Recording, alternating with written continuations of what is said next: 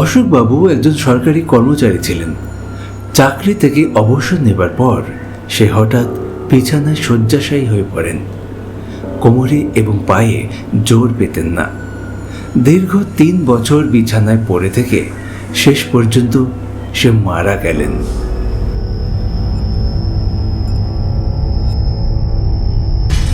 যে খাটে তিনি শুয়ে থাকতেন সেই খাটটা দেখে তার বৌমা খুব ভয় পেত।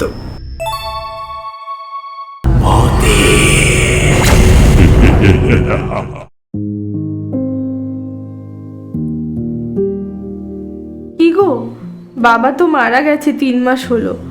বলছি ওই খাটটা তো আমাদের লাগবে না, ওটাকে আর ঘরে রাখার দরকার আছে কি? কেন গো, ঘরে থাকলে কি সমস্যা আছে? ওই ঘর তো আমরা এমনিতেও ব্যবহার করি না, থাক না পরে ঘরে। না, ওই খাটটা দেখলে আমার কেমন যেন ভয় লাগে। ওটা ওটা ঘরে রাখার দরকার নেই। ভয়? কিসের ভয়? আরে ওটাতে তো আমার বাবা শুতো, ওতে ভয়ের কি আছে? আর তাছাড়া ওটা বাবার একটা স্মৃতি। বাবা তার শেষের কয়েকটা বছর ওই খাটেই তো শুয়েছে। খাটটা থাক না ওই ঘরে। না না, আমি কোনো কথা শুনবো না। তুমি তো বাড়ি থাকো না, আমি একা একা থাকি, আমার খুব ভয় করে। ওই ওই খাট আর ঘরে রেখো না। অশোকবাবুর ছেলে পড়েছে সমস্যায়। তার বাবা স্মৃতি হিসেবে সে ওই খাটটা রাখতে চেয়েছে, কিন্তু কি করে রাখবে সে? তার স্ত্রী যা শুরু করেছে তাতে ওই খাট বাড়িতে রাখলে হয়তো তার স্ত্রীর সাথে তার ঝগড়া শুরু হয়ে যাবে। সে তার স্ত্রীকে সেই মুহূর্তে কোনো রকমে ঠান্ডা করলো এবং সেই দিন মাঝরাতে সে তার বাবার ঘরের সামনে গেল। তার স্ত্রী কেন ভয়ের কথা বলছে, সত্যি কি ভয় পাওয়ার মতো কোনো বিষয় আছে, সেটা সে নিজে দেখতে চায়।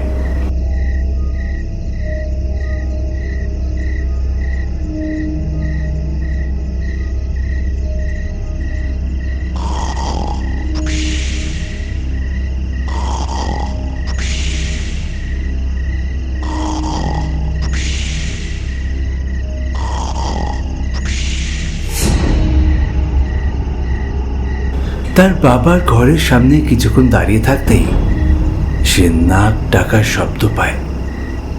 এই বাড়িতে সে আর তার স্ত্রী ছাড়া আর কেউ থাকে না। তার স্ত্রী নাক ডাকে না, আর ডাকলেও এই রকম শব্দ হবে না। শব্দটা অনেকটা তার বাবার মতোই লাগছে এবং শব্দটা আসছে তার বাবার ঘরের ভিতর থেকে। দরজা বন্ধ, তাই হালকা শোনা যাচ্ছে। ভয়ে তার শরীর কাঁপছে। তার বাবা মারা যাবার পরেও তার বাবার নাক ডাকার শব্দ, তার মানে তার বাবা এখনো মুক্তি পায়নি।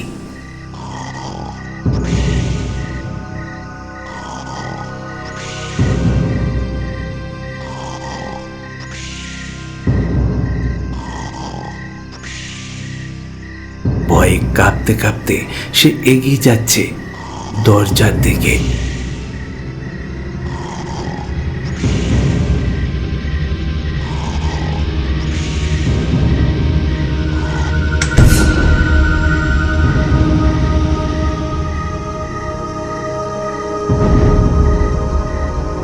দরজা খুলে দেখে ঘরে কেউ নেই। খাট একেবারে ফাঁকা, সবকিছু একেবারে স্বাভাবিক।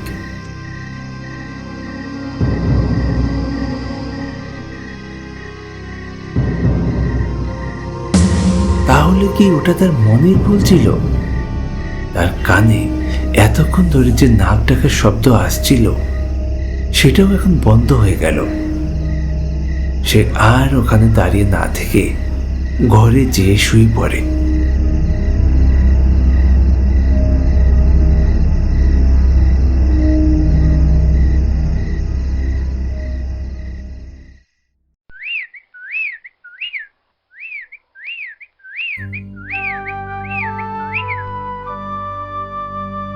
কি গো, কিছু ভাবলে? ভাববো? কি ব্যাপারে? কি ব্যাপারে মানে?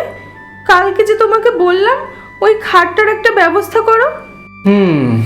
কি যে করি, আমি ভাবছি খাটটা বিক্রি করে দিই, কিছু পয়সাও পাওয়া যাবে, আবার খাটটা ঘরেও থাকবে না। না বাবা না, ওই ওই বিক্রি ঠিকরি করতে হবে না, তুমি বরং ওটাকে আগুনে পুড়িয়ে দাও, ঝামেলা মিটে যাক। বিক্রি করলে আবার কি থেকে কি হবে তার ঠিক নেই। তুমি আজই পোড়ানোর ব্যবস্থা করো, দেরি করে লাভ নেই।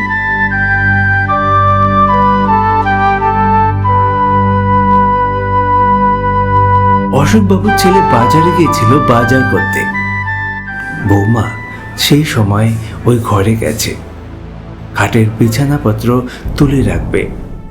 বিকেলের দিকে লোকজন ডেকে এনে ওই খাট বাইরে বের করে উড়িয়ে ফেলবে। ঠিক সেই সময়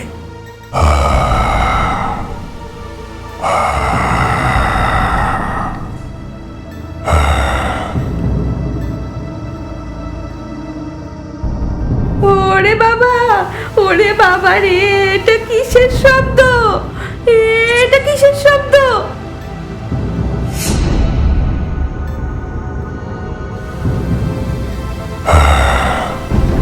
ওই কাঠ পুড়িয়ে ফেলবি, ওই কাঠ পুড়িয়ে ফেলবি, আমার কাঠ পুড়িয়ে ফেলবি তোরা।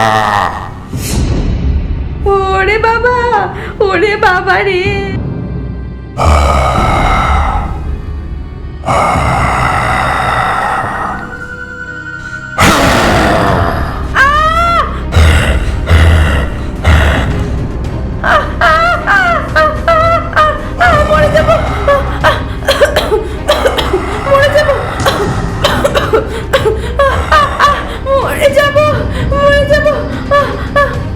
এই কাঠ আমার, এই কাঠ আমার, এই কাঠ আমার, এই কাঠ পোড়ালে তোদের শেষ করে দেব।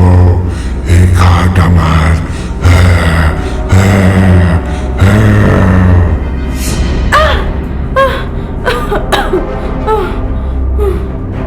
বৌমা বুঝতে পারল তার শ্বশুর মরার পরেও রয়ে গেছে ওই ঘরেই।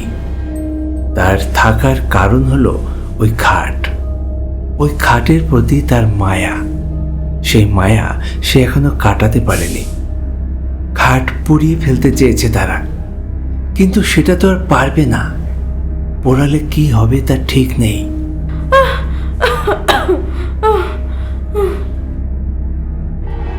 এই মাত্র বৌমার সাথে যে ঘটনা ঘটল তাতে অশোকবাবুর বৌমা ভীষণ আতঙ্কগ্রস্ত হয়ে পড়ে। ওই খাট পোড়ালে তাদের পরিবারের উপর বড় বিপদ হতে পারে। অশোকবাবুর আত্মা আরো রেগে যেয়ে তাদেরকে মেরে ফেলতে পারে। না না, ওই খাট আর পোড়ানো যাবে না। বাবার আত্মা এখনো মুক্তি পায়নি, ওনার আত্মাকে মুক্তি দেবার ব্যবস্থা করতে হবে। ওই খাটে এখন আর হাতও দেওয়া যাবে না, ভীষণ বিপদ হতে পারে। তুমি খাটটা না পোড়ালে না পোড়াও, অন্তত ওই খাট বাড়ির বাইরে রাখো, না হলে আমাকে আমার বাবার বাড়ি দিয়ে এসো। ওই খাট নিয়ে আমি ঘরে থাকতে পারবো না। বাবারে বাবা, আর একটু হলেই মরে যেতাম আমি। না না না, আমি একদম ওই খাট নিয়ে থাকবো না। অশোকবাবুর ছেলে শেষ পর্যন্ত ওই খাট বাড়ির বাইরে বের করে রাখে। এই গল্পের পরবর্তী অংশ দেখবেন পরের পর্বে। আসছে খুব তাড়াতাড়ি। প্লিজ সঙ্গে থাকুন, ভালো থাকুন আর দেখতে থাকুন আমাদের গল্প। ধন্যবাদ।